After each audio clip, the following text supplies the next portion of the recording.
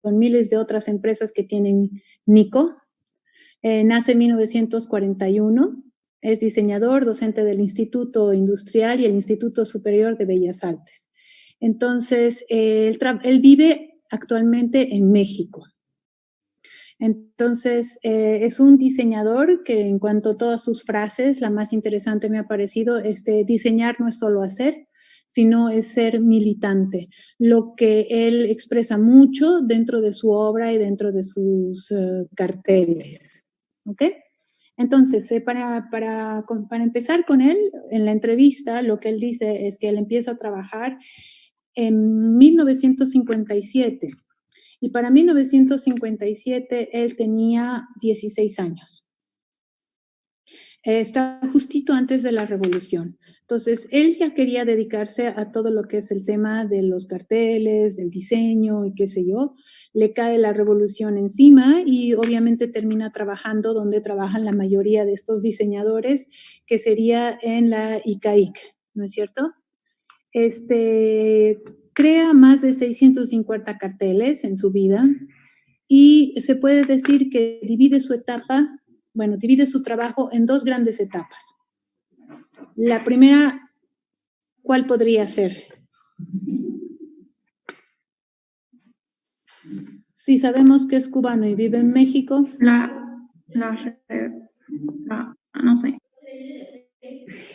Primera etapa sería más o menos todo lo que implica Cuba. Entonces, su primera etapa es de 1957 a 1988, todo lo que tiene que ver y relacionarse con Cuba. Y la segunda etapa ya es de 1988 hasta el día de hoy, porque sigue vivo, es de los pocos del siglo de oro de Cuba que sigue vivo. Hay 4 que están vivos. No, mentira, son 3 que están vivos. De hecho, uno está todavía en Cuba y él y otro más están en México. Son de los pocos que ya son, es más, ya es de los más accesibles, digamos, para poder tener entrevistas, porque a los cubanos es más complicado. Entonces, la segunda etapa es en México, del 88 hasta hoy, y bueno, y aquí hay una gran diferencia y se va a ver a medida que vamos a ir avanzando entre sus primeras obras, no solo en temática, sino también en el diseño, la manera de presentar las cosas, hasta la temática final. Y podríamos decir que esta temática ya la entendemos, la conocemos de memoria, y esta otra, pues bueno, esta es las temáticas que a él le interesa, en lo que a él le interesa militar. Entonces, el Eugène Fulgens se llama este pájaro, y el cofre de Perote cumple 82 años y es un parque nacional en México. Ahora, si hay algo que es interesante en los carteles en general, es que cada uno te lleva y te comunica algo, ¿no es cierto? Y es lo que él dice, o sea, cuando uno hace un cartel, uno está transmitiendo un pensamiento, uno está transmitiendo una ideología, lo que hace que sea muy importante el momento en que escogemos lo que queremos transmitir, ¿ok? Profe, perdón. Sí. ¿Qué sería un cofre de Perote? El cofre de Perote es el parque. El parque que cumple 82 años en México. Se llama cofre de Perote.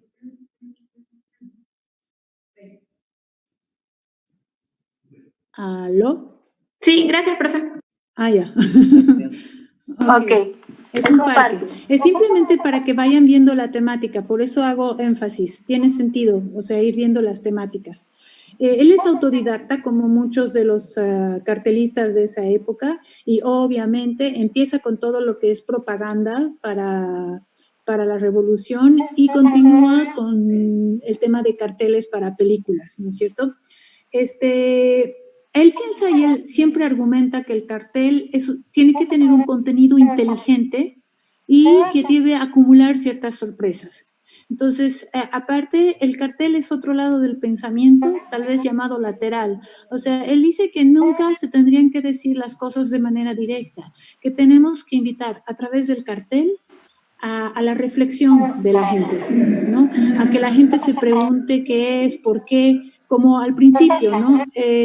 Tú te preguntas, aquí hay muchos nombres, pero te preguntas quién es, qué es. Entonces, es la incitación también a descubrir de qué se trata todo esto. Bueno, aquí es un cartel de 1969, o no, de 1960 creo que es este, porque este es el primero, y está en un solo color. En la entrevista, lo primero que dice es que eran tiempos muy difíciles y que en algún momento, creo que lo hemos hablado, venía la gente y te decía, ok, Nico, aquí va, esta es la película y el color es azul. ¿Por qué tendría que ser solamente azul? Precisamente porque había escasez de materiales. Entonces, con la película, con el saber sintetizar esa película, más el material que tenías, que en este caso era simplemente color azul, tú tenías que hacer un cartel. Obviamente, mientras él hacía carteles también para las películas, continuamos con los carteles de la Revolución, siempre festejando los aniversarios. Ustedes ahora saben que cada 1 de mayo los mexicanos se van a la plaza al encuentro con Fidel. En este caso ya no está Fidel, después ha sido con su hermano, ahora tienen un presidente nuevo desde el 2019. ¿Ah? Profe, ¿se le corta? ¿Se me corta? No, profe dijo los mexicanos y son los cubanos. Ah, cubanos, perdón, lo siento, chao, ya. Los cubanos, qué bien, que sí que están escuchando, qué bien. Entonces, cada 1 de mayo se van a la plaza, se tienen que reunir en la plaza y después tienen otros aniversarios, ¿no? Que es en enero, que ha sido la revolución, también se encuentran en la plaza. Y finalmente, aquí tiene otro cartel y lo he puesto a propósito para que vean la diferencia, o sea, a nivel estilo, entre el primero y el segundo, que ambos están festejando un aniversario. Me parece mucho más amigable, digamos, y un poco extraño para hacer de la revolución, ¿no? De todas formas, es de 1968. Otro de los puntos importantes cuando él dice que hay que ser militante, bueno, en este caso le toca a Nico decir que el cartel es un movimiento histórico. Bueno, el movimiento histórico hace que el cartel sea interesante. Entonces, y lo representa en esto, ¿no? Tenemos aquí un primer cartel del apartheid, que es en Sudáfrica, ¿se acuerdan? ¿Se acuerdan? Sí, sí, profe. Sí. Y tenemos un segundo cartel que finalmente, si en algún momento nosotros nunca supimos qué o quién o dónde era Luanda y no Ruanda, a través de este cartel empezamos a hacernos preguntas, ¿no? Y en este caso nos preguntamos, ¿qué es Luanda? ¿Y por qué Luanda ya no es San Pablo? Entonces, si indagamos un poco sobre este tipo de carteles, también vemos las preferencias que tenían los cubanos a nivel temáticas para representar en carteles. Y llegamos a que Luanda es una ciudad fundada para 1530 y algo, 40 y algo, por los portugueses en Angola. Esta ciudad ha sido fundada exclusivamente para la trata de esclavos. Y desde esta ciudad se llevaban los esclavos africanos hasta San Pablo. Entonces, en este caso, lo que estamos viendo acá simplemente es una ideología partidaria de parte de Cuba, porque acuérdense que estas personas prácticamente hacían lo que se les pedía y se puede sentir que también hay muchos que están de acuerdo con esa ideología, al igual que Nico en un principio está de acuerdo con esa ideología. Entonces, es gracias al cartel que también podemos divagar un poco sobre la historia. Este cartel lo he tomado a propósito porque me parece que saca un poco de todos los esquemas. ¿Y a qué les hace recuerdo? A los Beatles. Sí, tal O cual. sea, es el movimiento americano de los 70, de los carteles de festivales de música. Inglés. Exactamente. Y ahorita, sí es esta. Un segundo.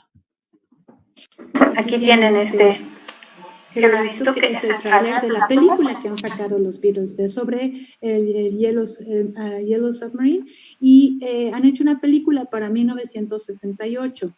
Y en este caso, cuando uno ve el tráiler, me parece muy, muy simpático. A ver si... Creo que no está funcionando. ¿Lo ven? Todavía, profe. No, profe, lo tiene parado.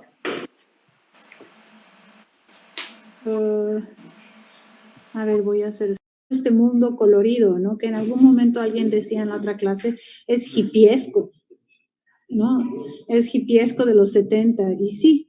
Entonces, es lo más interesante, bueno, cuando uno ve estos exponentes, por ejemplo, Heinz Edelman, que ha sido el que ha creado la ilustración para, ¿cómo se llama?, la música de los Beatles de Yellow Submarine, y Peter Max, que es otro de la misma época, que mantiene el mismo estilo, ¿no? Entonces, cuando uno ve todo esto, se dice, bueno, no, tan aislados no estaban. Y sí, llama la atención. Ahora, lo que rompe un poco con todo este carnaval de colores es la frase.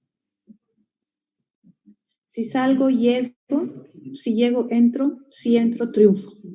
Fidel. Es una frase muy fuerte, es una frase muy autoritaria para este contexto, ¿no?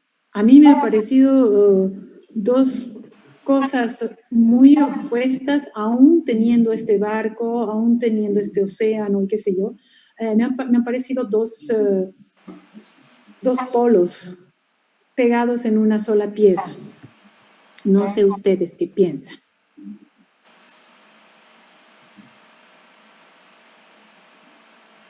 Tal vez era para hacer el mensaje más amigable a todo público, para que llegue a más gente, pero la verdad es que sí son contradictorios.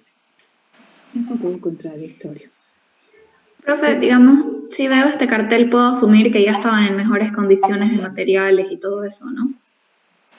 Es que es por temporadas.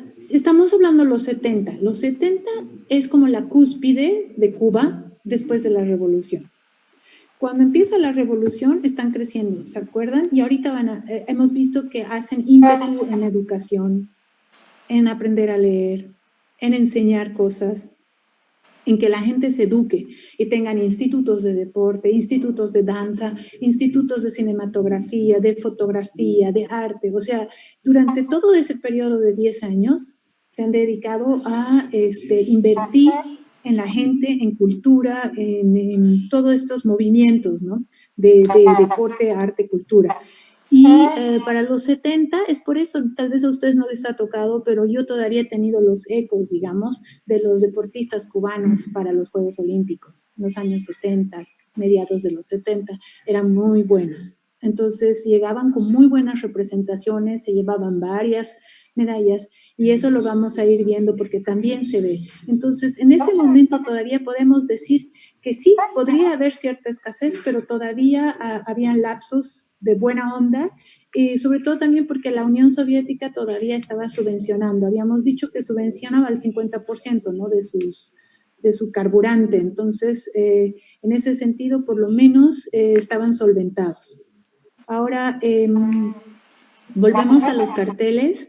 El hecho de tener ciertas restricciones, por ejemplo, con Estados Unidos, aquí ¿cuál es la mayor parte de películas que nos ofrecen los cines?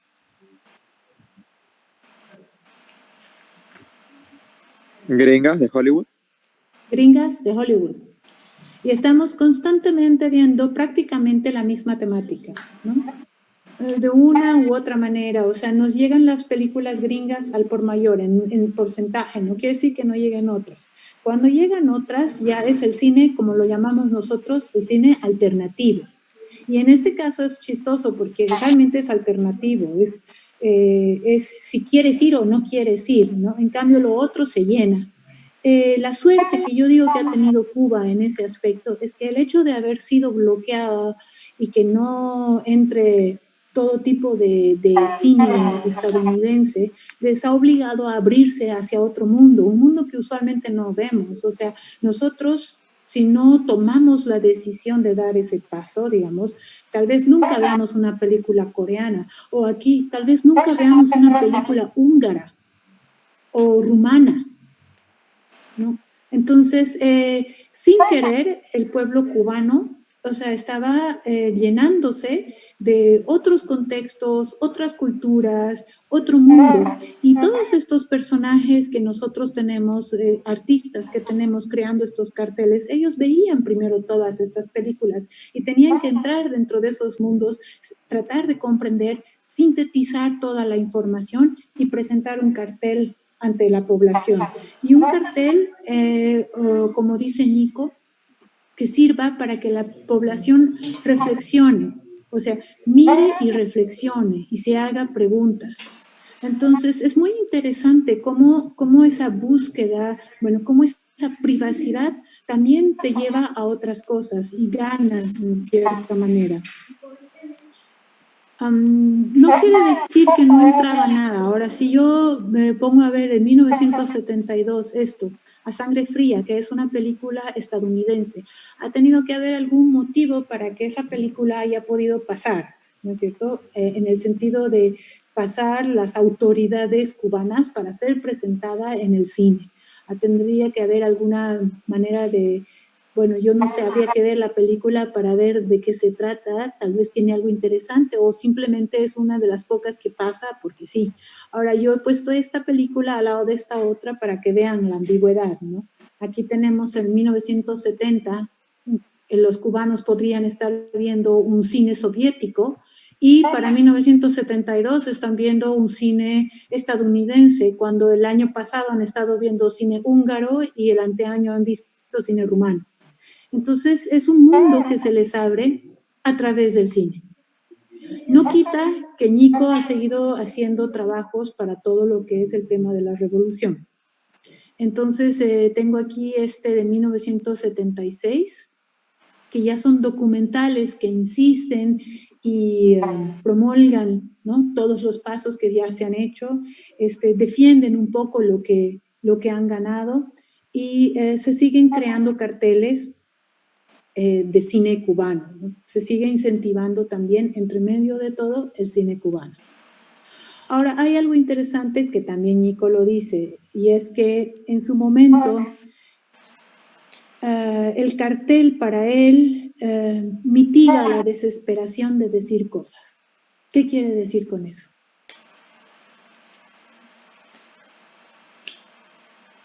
Dice cosas cuando uno quiere decir.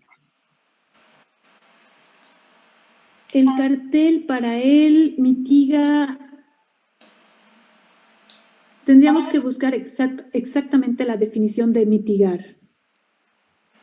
Googleen.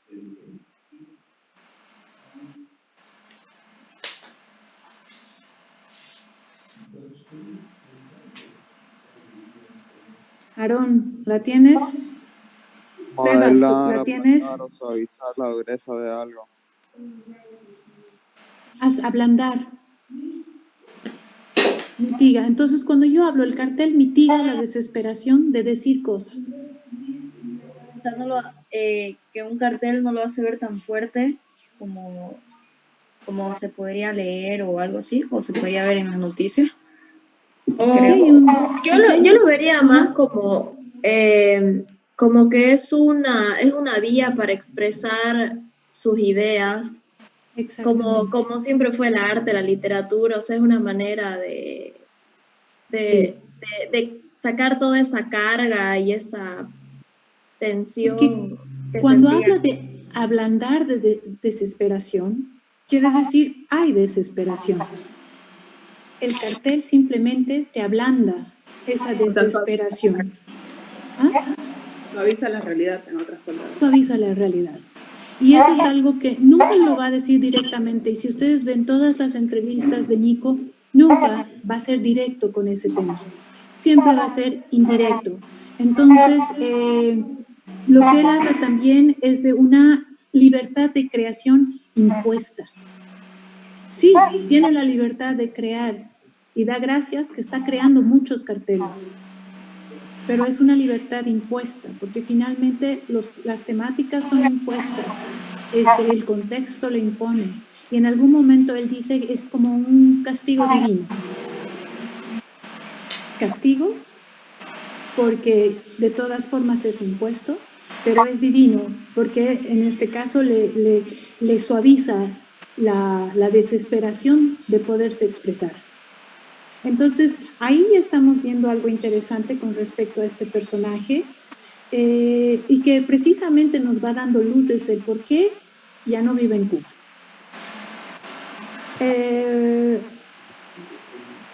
Sus mejores carteles, entre ellos, estos tres, son películas, las tres, son todas películas cubanas y van por los años 70. Una de las que más me llamó la atención entre los tres carteles es este, y es el que de todas formas hablan bastante, en el que al principio yo estaba confundida porque decía, bueno, parece un hombre aquí con una nariz bastante grande. No entendía al principio de qué se trataba y finalmente te das cuenta que son dos hombres, ambos con sombreros, y este es como la sombra o el reflejo de este. Pero es un cartel muy bien elaborado en el que te preguntas, ¿no? O sea, ¿quién es o qué es? Porque cuando ya ves el nombre dices, el hombre de Maysinicú. Y al igual que esta historia de Aquí nos amamos tanto, o El gran golpe, que más o menos te imaginas que podría ser, pero cuando dices film norteamericano, entonces es como que te saca un poco del contexto cubano. Entonces te da curiosidad y quieres ver. Entonces, cuando uno ve este cartel, bueno, yo me digo, yo quiero saber quién es el hombre de Maysinicú, y finalmente te das cuenta que es un film cubano y está basado en una biografía. Y esa biografía es con respecto a antes de la revolución, un personaje, un muchacho que decide ser revolucionario, pero el papel que él ha tenido que hacer es infiltrarse entre los agentes del gobierno para pasar información. Entonces es algo muy peligroso en este caso. Y Maysinicú es una región de Cuba que en realidad el nombre es Masinicú, pero que le pusieron Maysinicú para que se vea un poco, para que suene un poco más fácil, ¿no? Y en realidad al final, bueno, pasa lo que tiene que pasar con el personaje, pero es toda esta historia y lo hacen heroico, ¿no? De este personaje pre-revolución y después con la revolución. Y es así como van poniendo un poco de historia revolucionaria, digamos, en el cine también, haciendo documentales, haciendo biografías, y bueno, la gente recibe toda esa información constantemente. Entonces es así como se mantiene el pueblo cubano. Ahora, aquí hay otro cartel que me ha parecido un poco chistoso. Él ha creado que se llama Soy tímido pero me defiendo. Y Soy tímido pero me defiendo es una película francesa, ¿ok? Ahora, si nosotros vemos el cartel original francés y el cartel cubano, hay una diferencia abismal. ¿Qué sensación les da el cartel francés?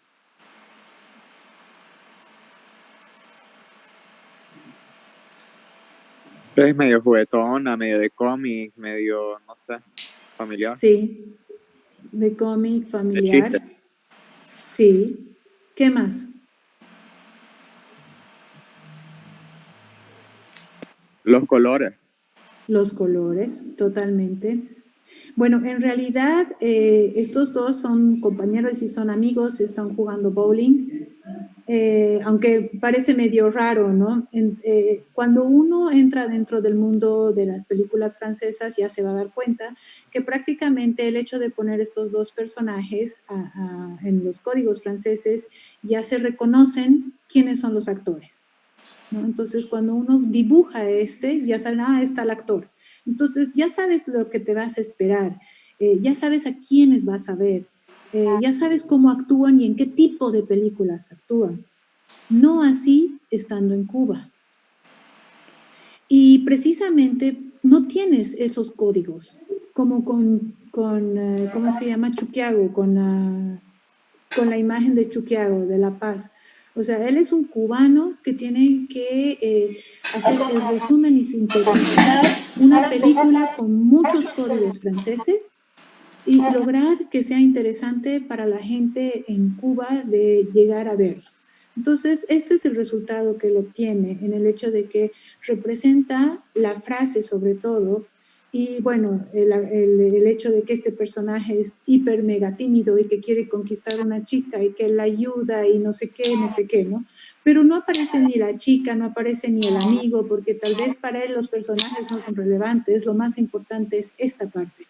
Entonces, él cuenta una anécdota con respecto a esta obra, a este cartel, y dice que siempre pone sus carteles en la escuela en México, los coloca en las paredes para que cuando entran los estudiantes los puedan ver.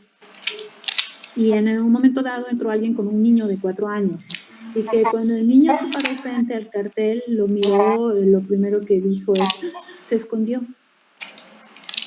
Entonces, él dice, es interesante porque finalmente sí, o sea, el tímido se esconde, el tímido no quiere sobresalir, no quiere salir, ¿no? Y bueno, puede darle muchas interpretaciones, no sé ustedes en qué han pensado cuando han visto este cartel, ¿no? Para mí, en realidad, nunca vi que se escondió, para mí en realidad era como que le falta algo más. Lo representa como el escondido, pero que aún camina, ¿no? Todavía se defiende. Ahora, ¿por qué también hago énfasis en este cartel? Porque en algún momento dado este cartel se apropia de su autor, que en este caso sería Nico. Entonces, cuando nosotros vemos muchas entrevistas de Nico, las páginas de Nico y qué sé yo, aparece Nico, tímido, pero me defiendo. Entonces, prácticamente pasó de ser un cartel de una película a ser un cartel realizado por él y después a hacer un cartel que representa a él, si lo queremos decir así, entre comillas. Y esta figura de aquí lo va a seguir por el resto de su vida. Puede ser como Diego, que su obra repasó el autor, ¿no? Sí, en este caso, por el momento no lo ha pasado, por el momento simplemente lo representa. Y es interesante, sí. Habría que ver lo que pasa cuando él se muera. Si nosotros vemos este par de pantalones, y es lo que dicen también en algún momento, o sea, a veces las películas las recuerdan gracias a los carteles. Porque prácticamente el cartel era súper y el cartel hace recuerdo que existió esa película. Y en este caso, este cartel prácticamente ya nadie lo asocia con la película. Este cartel lo asocian en Cuba con Nico, por esto. Entonces, sí, es una manera también, todavía no lo ha sobrepasado, simplemente lo está acompañando y ha dejado de ser película. Yo lo interpretaba como un nudo en el estómago. Ahí está, ¿viste? Pero eso es lo genial, porque finalmente son todas esas sensaciones de la timidez. El esconderse, el tener un nudo en el estómago, el sentirse así como que a la mitad, ¿no? Invisible. Todo eso que puede referir a la timidez, pero que aún se defiende, entonces lo veo ya con los pies, ¿no? Que todavía puedes caminar, que todavía te mueves. Entonces, es toda una síntesis de ideas en ese cartel para esa película, pero que al final termina sintetizándose él mismo dentro de ese cartel. Como ya antes lo había mencionado, aquí tenemos los carteles que ya son para el tema de deportes en Cuba, y que Cuba, bueno, ha ido a representar a su país y ha ganado bastantes medallas, y uno de los carteles que me parece interesante es este porque dice algo más que una medalla. ¿Qué es para un país tener medallas? Logros. Reconocimiento.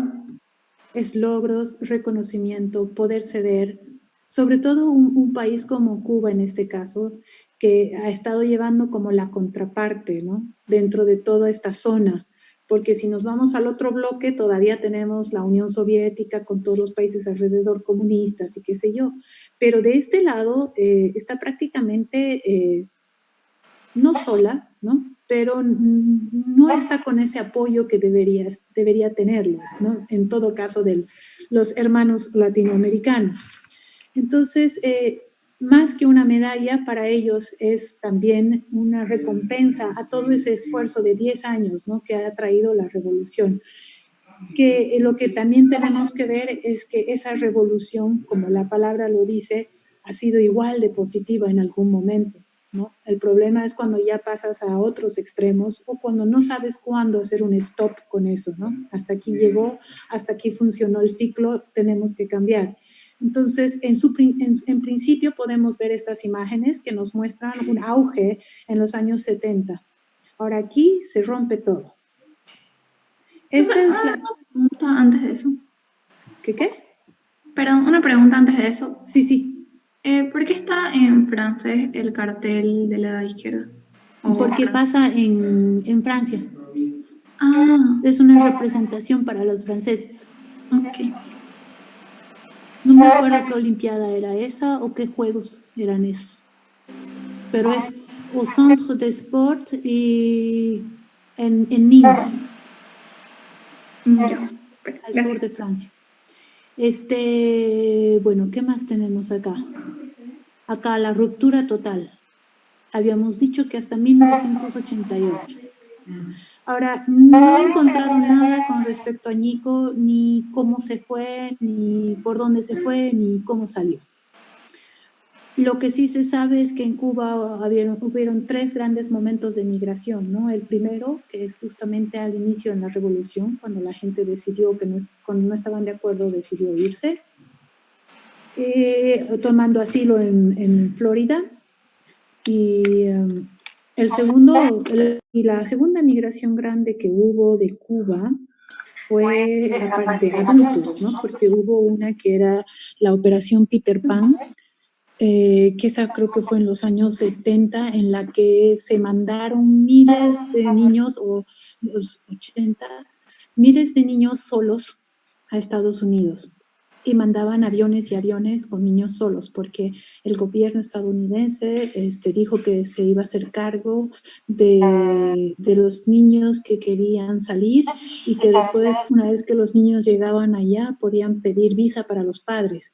Y fue una migración terrible porque mandaban bebés, mandaban niños de 3 años, mandaban niños de 4 años solos allá, y hasta que los padres puedan llegar con ellos, pasaban por lo menos unos 3, 4 años. Entonces esa es la llamada Operación Peter Pan, muy dura. Y después hubo un incidente en los años 90, si no me equivoco, no me acuerdo, los Marielitos. Creo que era o es principio 80 o es principio 90. Creo que es 80.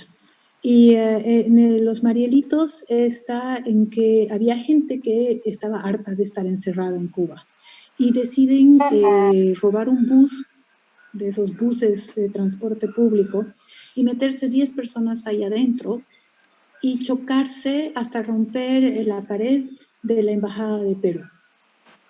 Entonces logran atravesar la pared de la Embajada de Perú, y una vez en Embajada peruana, la policía y el gobierno cubano no podía hacer nada. ¿Qué pasó después de eso? O sea, como vieron que las 10 personas tuvieron asilo allá adentro, 10,000 cubanos se metieron en la Embajada de Perú. Obviamente hubo tensiones, problemas, todo. Entonces ahí Fidel dijo, bueno, estoy viendo que hay mucha gente que todavía tiene que irse. Entonces decidió hacer el llamado al movimiento, ¿cómo se llama? En la bahía del Mariel. Hizo completamente un acumulo de gente, ¿no? Que se podían ir sin nada, ¿no? Y que salían barcos y se los llevaban a Estados Unidos.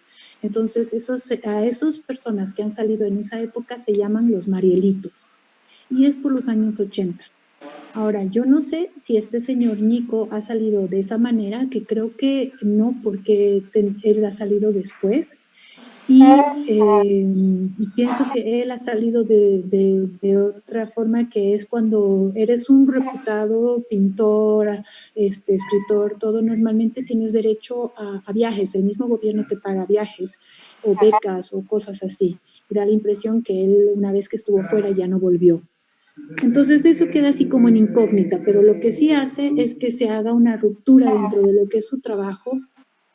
Y este es un cartel que es del 60 aniversario natalicio del Che, que me ha parecido completamente fuera de lugar de todos los otros carteles de la revolución, del Che y demás.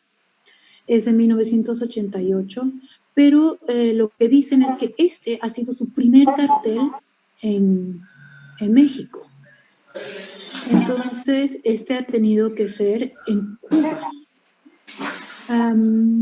Aquí ya vemos una temática que usualmente no la estábamos viendo, 1 millones de lápices para los niños de Nicaragua. Sabemos que en los años 70, 80 y hasta el día de hoy Nicaragua es uno de los países centroamericanos que más problema tiene y ha tenido varias dictaduras y hoy también vive como una especie de dictadura. Entonces, este es un cartel que él crea ya estando en México. Después se va variando.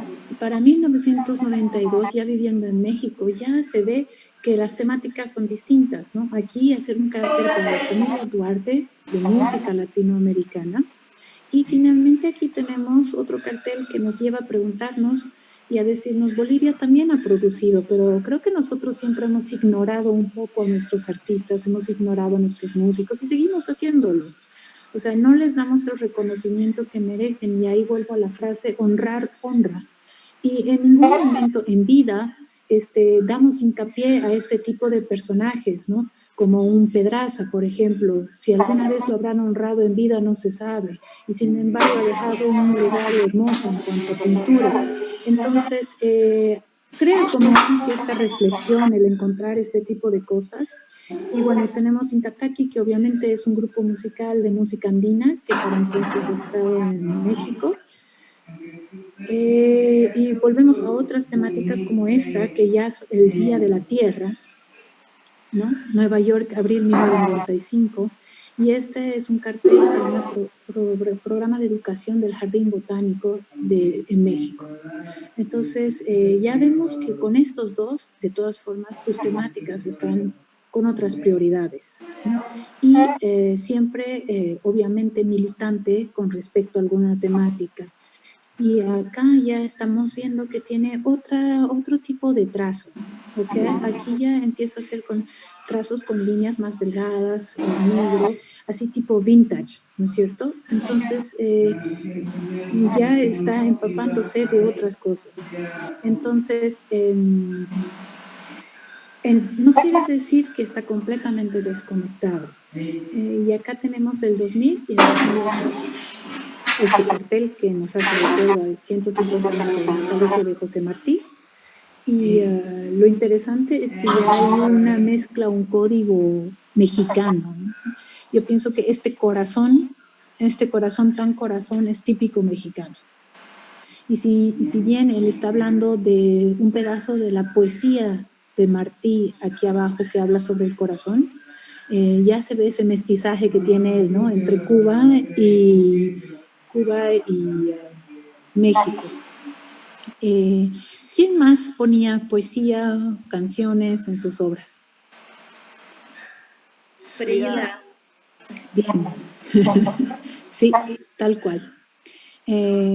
Entonces, eso también indica algo, ¿no? Estar pendiente de tu poesía, de la literatura producida por tu propio pueblo, ¿no? Aquí como que no tenemos ese hábito ni hacemos esa pausa para leer nuestros poetas, no tenemos la costumbre de la poesía. En Cuba sí hay la costumbre de la poesía y creo que una de las influencias más grandes también en eso ha sido José Martí, y se ha propagado mucho con estos personajes trovadores que vemos, así como Mercedes Sosa, digamos. ¿Ustedes conocen a Mercedes Sosa? No. Sí. Conozco una cosa maleante. ¿No es la cantante? Mercedes Sosa murió hace unos 4 años, si no me equivoco, 5. Era una trovadora de origen argentino, pero de los años 70, que junto con Silvio Rodríguez, Pablo Milanés, que son todos estos cantautores con guitarra que cantan poesía y obviamente están a favor del socialismo, de los cambios sociales y qué sé yo, y era un movimiento muy fuerte de música, poesía en los años 70. A Silvio Rodríguez, ¿lo conocen? Sí, a Silvio Rodríguez. Sí. Ya, el que no conoce a Silvio Rodríguez puede escucharlo en una canción como Calle 13. Si ustedes ponen Calle 13 y Silvio Rodríguez, tiene una voz inconfundible y es esa voz la que o sea, toda la gente que ha estado de los años 70 hasta los 80, a mí me ha tocado todavía en la adolescencia recibir todo ese mensaje, ¿no? Comunista, socialista, trovadores y qué sé yo, me ha tocado escucharlo, pero ahora Silvio Rodríguez tiene esa canción con Calle 13, en la que aparece Gael García con otra muchacha en el video, para que lo puedan ver y más o menos tengan una idea de su existencia, ya un poco más actual, digamos, para no ir hasta los años 70 y 60. Bueno, después vamos al 2008 y este cartel a mí me ha parecido muy interesante. Quiero opiniones.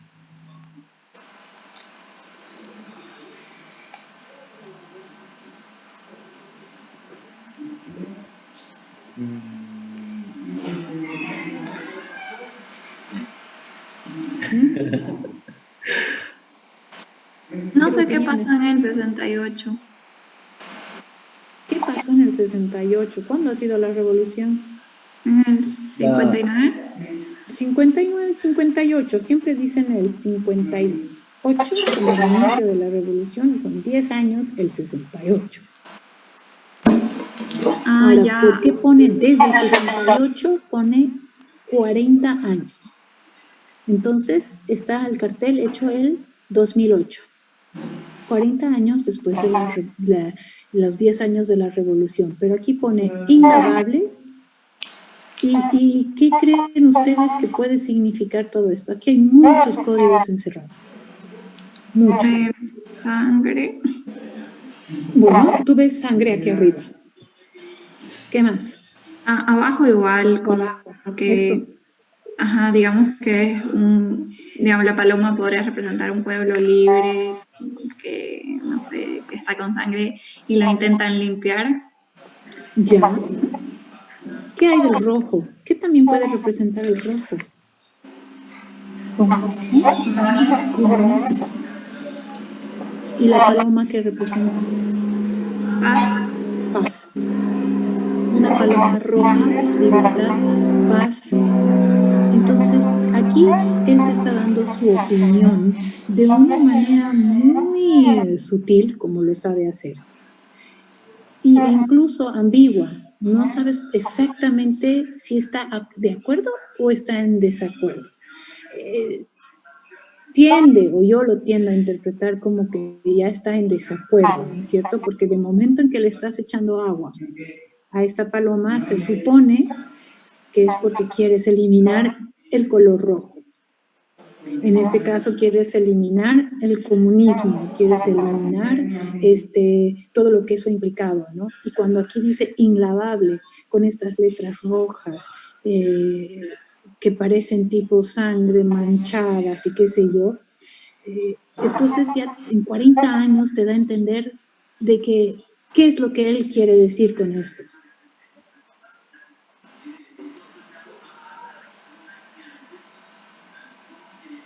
Vamos, chicos, porque yo les voy a poner carteles así. Que no lo puedo olvidar, o sea, que es algo que es parte de su historia y no lo van a superar nunca. Bueno, es parte de su historia y por eso el 2008 lo sigue representando. Si yo les pongo un cartel así, aquí tienen que encontrar muchos códigos. Aquí hay muchísimos códigos. Para empezar tenemos el color, el código del color. Después tenemos el código con la paloma, después tenemos el texto, después tenemos aquí los años, ¿no? Después tenemos el agua, que también está con otro color. Entonces, hay muchas cosas que se pueden hablar sobre este cartel, y conociendo la vida de Nico y sabiendo que ya no está viviendo en Cuba y que en algún momento él ha pensado que tenía un castigo divino, ¿no? Al estar haciendo carteles, pero estar también relativamente oprimido. Entonces, podemos empezar a hacer muchas hipótesis, si es verdad, porque nunca lo vamos a saber hasta preguntarle solamente a él.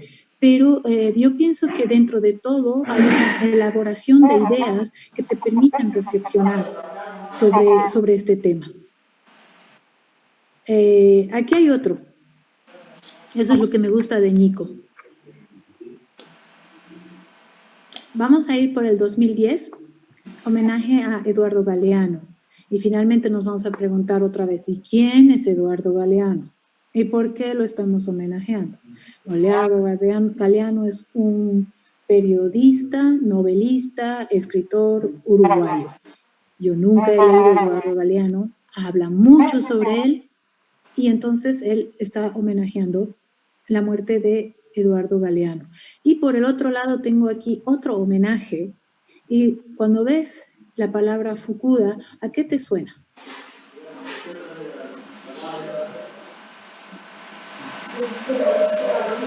Japón, japoneses. Japón, totalmente, 100% japonés. Y entonces te dices 76, ¿tendrá algo que ver con 1976 en Japón? ¿Por qué tantos signos de interrogación o de admiración o de exclamación, digamos? ¿Por qué? Siendo alerta a lo que pasó en ese año. Porque hay Sí, algo que exacto. decir, tal vez. Hay algo que decir, y te está diciendo, ven, presta atención, son 76 y es Fukuda.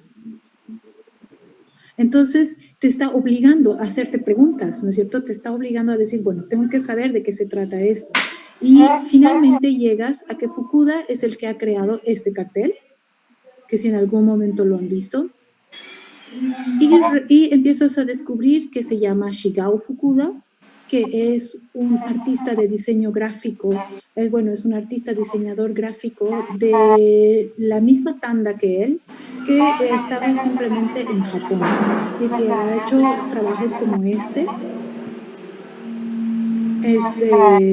al final de la Segunda Guerra Mundial, que son trabajos muy limpios, muy claros, pero también con ese estilo, ¿no es cierto?, de solamente 2 colores, o muy, muy simples, con una síntesis de la temática bien clara, como lo es aquí también, cuando vemos esta obra, ¿no?, en la que me hace recuerdo a la obra que hemos visto de Nico en la silla para el Día de la Tierra, que también tenía la misma connotación, pero tal vez un poco distinta, en el que ¿qué es una silla? Es un lugar donde nosotros descansamos, nos sentamos,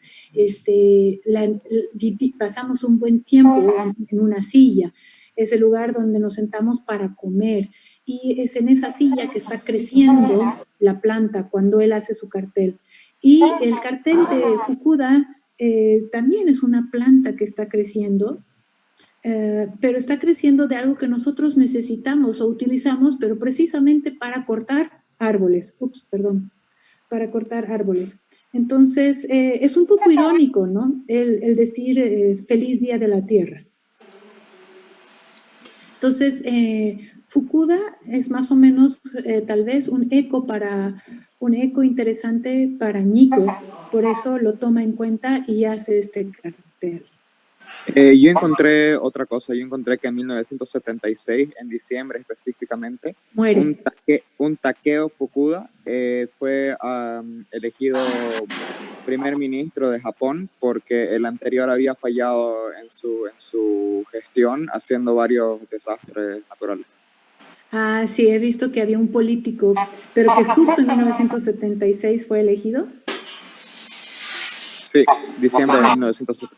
Ah, qué interesante, porque mira, él pone el 76 con este Fukuda, en realidad, porque él muere cuando tiene 76 años.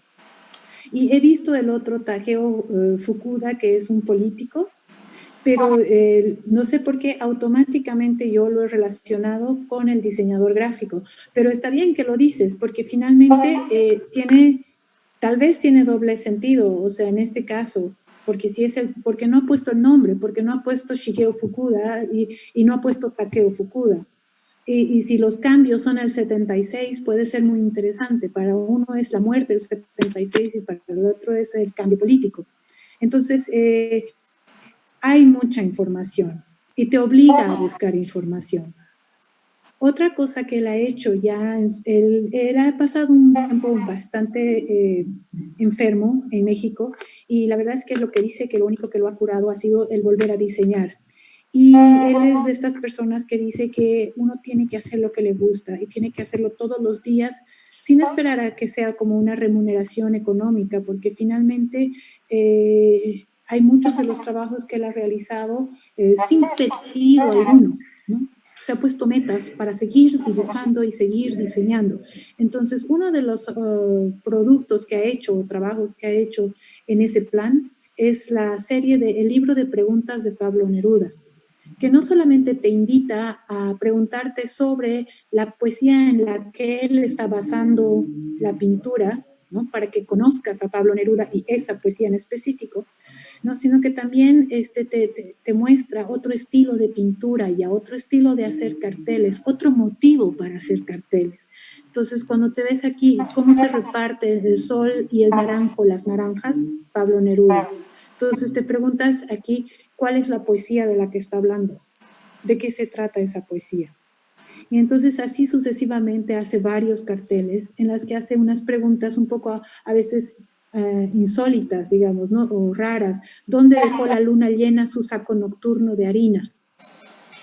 Entonces tienes que volver al libro de Pablo Neruda para poder comprender todo eso. Pero son ejercicios mentales en los que tienes que sintetizar ideas, reflexionar ideas, transmitir ideas. Esto lo hace el 2013. Ya estamos terminando, chicos. Son cuatro imágenes más. Aquí yo tengo esto que es El llano en llamas, que finalmente, ¿quién ha leído Juan Rulfo? Ok, El llano en llamas es un texto hecho por Juan Rulfo. Juan Rulfo es de 1950 bueno, sus textos son de los años 50, ¿ok? Y el texto más rarito y más interesante que me ha parecido que ha hecho, yo he leído El llano en llamas y he leído el otro que se llama Pedro Páramo. Y yo les propongo que lean Pedro Páramo en algún momento de su vida. Es un texto cortito, de unas 50, 60 páginas no más, y es un libro bien pequeñito que podría ser hasta de 30 páginas si fuera un poco más grande, ¿ok? Y tiene muchos códigos mexicanos. Es un libro en el que el encuentro de la vida y la muerte se entremezclan y hay un momento en que te enredas, hay un momento en que no sabes quién te habla, cómo te habla, dónde estás. Hay mucho para divagar en ese pequeño libro. Y bueno, es considerada una de las grandes obras de Juan Rulfo, literato y escritor mexicano. Y por otro lado aquí, volvemos nuevamente al 2018, en el que él ya está también enfatizando los aniversarios mexicanos, ¿no? De verdad no se olvida que es una canción mexicana y obviamente es para la independencia de México. Y volvemos a tener ese corazón, ¿no? Que él lo ha utilizado en lo que ha sido José Martí. Y acá tenemos otras cosas que también tienen códigos, ¿no? Ahora, lo que quiero que vean acá también es todo el cambio que ha hecho a nivel gráfico, desde sus primeros carteles hasta sus últimos. Aquí ya está con 1880, digamos, ¿no? Un vintage, una imagen que se utilizaba para la publicidad de esa época. Y esto es completamente algo que en Cuba no lo vamos a ver, ni hoy, porque esto ya es una influencia externa. Entonces, él ha hecho muchas para presentaciones de sus estudiantes en la universidad, ha creado muchos carteles como estos en las que hace presentaciones y lo hace por gusto, para seguir haciendo, y otros como este que te implican mucha información cuando uno lo ve.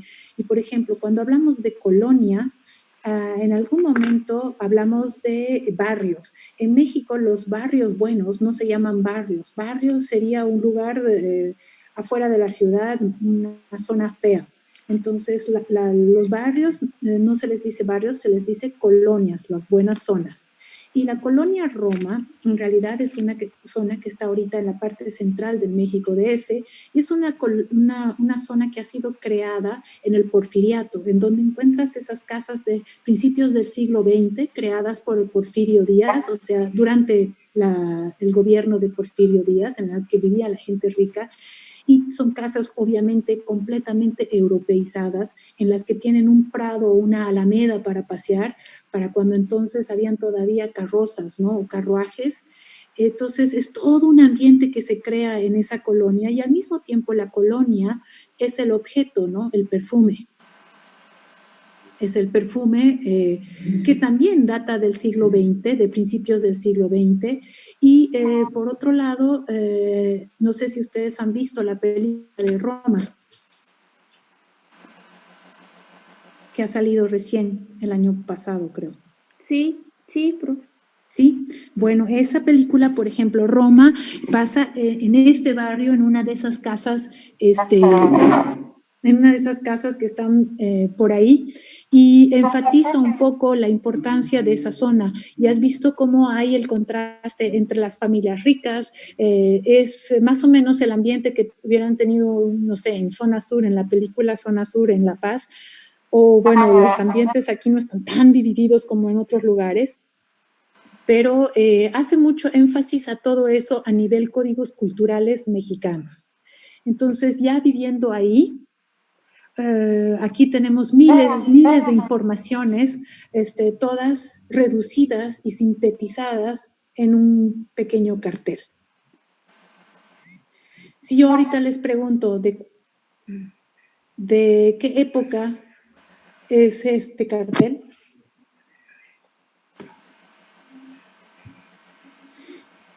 ¿qué me responden? Desde los 2000, tal vez. ¿Mm?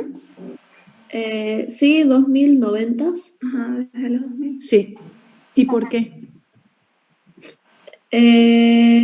Yo diría uno por la tipografía. Minimalismo. El minimalismo y sobre todo creo que esta es una temática, la bulimia y anorexia son temáticas que recién se comenzaron a hablar en esa época. O sea, antes no se hablaba de eso. Exactamente. La temática no tiene nada que ver, por ejemplo, en Cuba. O sea, en Cuba la verdad es que bulimia medio complicado porque tienen las raciones de comida bien establecidas. Y al igual que la temática, si yo les pongo un cartel de la temática del Día de la Tierra, por ejemplo, en Cuba sí se habla del Día de la Tierra, pero no se enfatizaría tanto un cartel para el Día de la Tierra. ¿Por qué? Porque prácticamente en Cuba viven reciclando todo, ¿no? Reciclan su vida, o sea, ahí no se bota nada.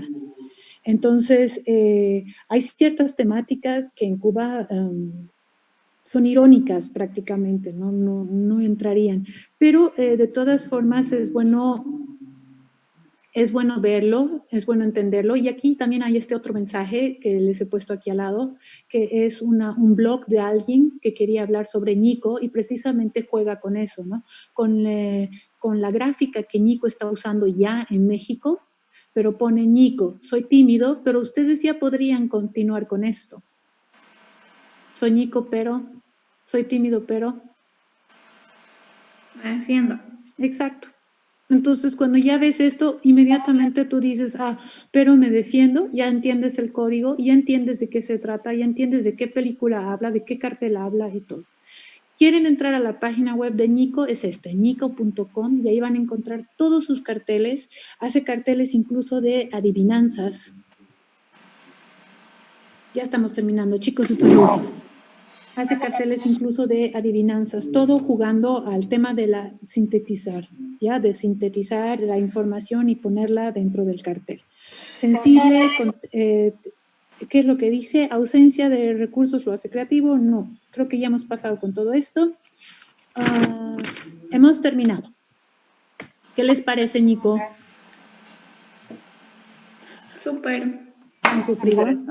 No, me Ya, bueno, ahora, en base al trabajo y en todo lo que dice Nico de sintetizar la información, en base al trabajo de sintetizar películas, nosotros vamos a hacer un trabajo que por suerte ha caído muy bien, en realidad como diseñadores, y he estado viendo que hay gente que ha hecho unos logos para Dalí, para Van Gogh, y hacer logos para este tipo de artistas significa que tienes que sintetizar muchas cosas, ¿no es cierto?, para crear un logo. Un logo es una síntesis de mucha información.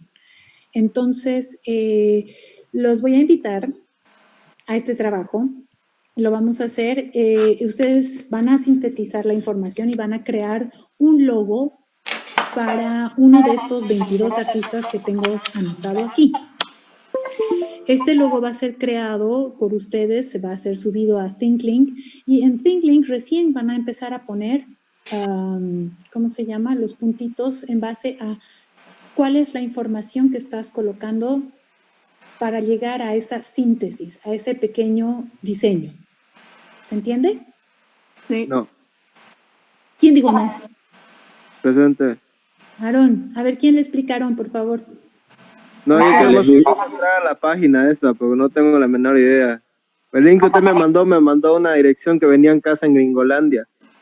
No, seguramente lo escribiste mal. Ya, No te lo lo van a escribí. poner lo van a poner en WhatsApp, Aarón. Yeah. Ya, alguien, ¿Es por un favor. logo por cada artista?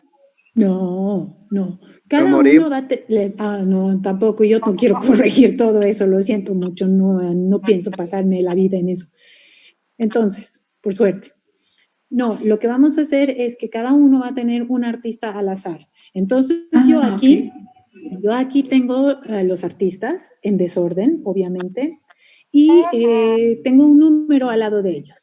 Entonces, lo que ustedes tienen que hacer ahorita en el tiempo que queda es decirme un número y yo les voy a dar el artista que les toca a ustedes, al que le tienen que hacer un logo sintetizando. 5442. Sintetizando su contexto, su vida y su obra o sus obras más relevantes que logren entrar dentro de ese logo. Y ya queremos saber cuándo va a ser efectivo. 8. ¿Okay? Listo, y ahí 8. ¿Quién dijo 8? Luis. Ok, es un ratito. Luis, 8. Haces Guadalupe Posada, Luis. Super. 7. 9. 7 y 9. ¿Quién dijo 7? Yo dije 7, Ivana. Ivana, 7. Haces Raúl Martínez. 1. ¿Quién dijo 9? Aarón. Aarón. Haces María Fernanda Cardoso. 1. 10. 1. ¿Quién dijo 1 y quién dijo 10? Roberto dijo 1. Laura 10. Roberto dijo 1. Roberto, haces Juan Antonio Roda. 18. 10. ¿Dijiste Laura? Sí. Laura, haces Dicken Castro. 5. ¿Quién dijo 5? No sé. ¿Perdón? Yo, Camila. Camila, vas a hacer Consuegra. David Consuegra. Profe, Bárbara 4. ¿Quién va 4? 12, profe. Yo, Bárbara. 2. Un ratito. Bárbara 4 sería Escalona, Bárbara. El Ariana, ¿dijiste algo? ¿Ariane? Yo dije 2. Hidalgo. Dice. ¿Qué? No me digan apellidos, díganme nombre. 2, ¿quién dijo? Fernanda. Yo.